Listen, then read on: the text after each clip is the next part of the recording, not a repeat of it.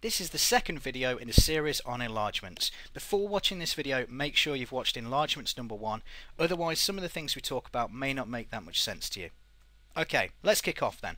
So in this first example, you'll notice that a couple of the differences between this and the questions in enlargements 1, the first one is that instead of this just being on a grid, it's now on a coordinate axis with numbers and x-axes and y-axes present. I've also given you some more information in the question. So this time I'm going to enlarge shape A by a scale factor 2, which means everything gets twice as big, but this time I've added in with 0, 0 as the center of enlargement. So let's have a look at this one. The first thing I'm going to do is draw on my center of enlargement. So I identify the coordinate 0, 0 with an X. And then I'm going to take lines from my center of enlargement to each corner of the shape, and I'm just going to carry them on a little bit as well. I'm going to use the whole of the space here. So you can see I've got 3 of these ray lines that go from the center of enlargement through each corner of the shape and then outwards and beyond on my entire axis. What I'm then going to do is count from the center of enlargement to each corner of the shape in turn. So if I pick this first corner, no particular reason why I picked it, it's 5 to the right and 2 up.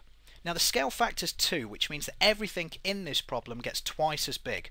So if it was from the center of enlargement 5 to the right and 2 up, it's now going to be 10 to the right and 4 up, which you can see sits on that ray line.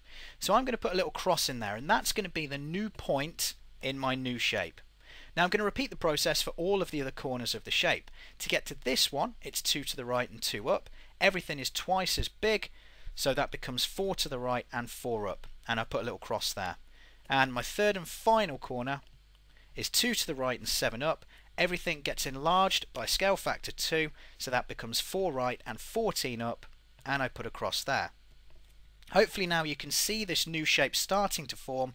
All I need to do is to join up the dots, and there is my new shape, enlarged with scale factor 2, and this time it's in a very particular position because of that center of enlargement.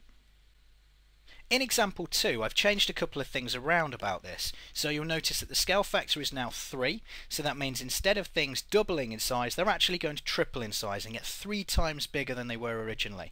And I've also changed the center of enlargement from the origin at 0, 0 to this new point 218. So we're going to start this off the same way. I need to draw on my center of enlargement at 218, and I'm going to stick in my 3 ray lines because this is a 3-sided shape. What I'm then going to do is pick each corner of this shape in turn and count from the center of enlargement to that corner. So to this first corner then is 3 to the right and 1 down. Now everything gets 3 times bigger when it's enlarged, so that's going to become 9 to the right and 3 down.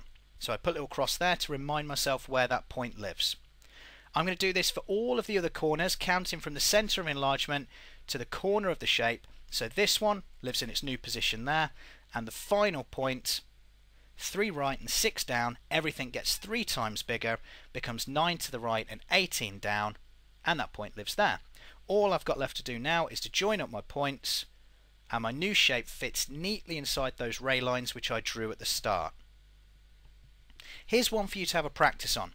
As a little tip, pause the video here, hit print screen, that way you can have a go at this one yourselves.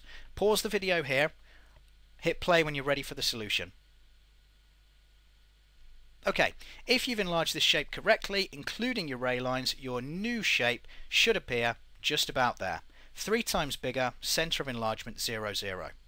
Here's a second example with another triangle for you to have a go at. This time be careful, I've changed the center of enlargement to the point 1, 2. Pause the video now. Okay, if you've done this one correctly, with your ray lines and your enlarged shape, you should have something that looks like that. Third and final practice now. This time the shape is a little bit trickier because it's got 6 sides to it. It's a compound shape. You're going to enlarge it by scale factor 3 with the origin as your center of enlargement. Pause the video now, hit play when you're ready for the answer. Okay, the solution then to this third practice effort is something that looks like that. Don't forget, this is the second video in a series of enlargements. I would recommend you go and have a look at enlargement number 3 before you check out enlargement number 4. Thanks for watching. Don't forget to subscribe to Maths Made Easy.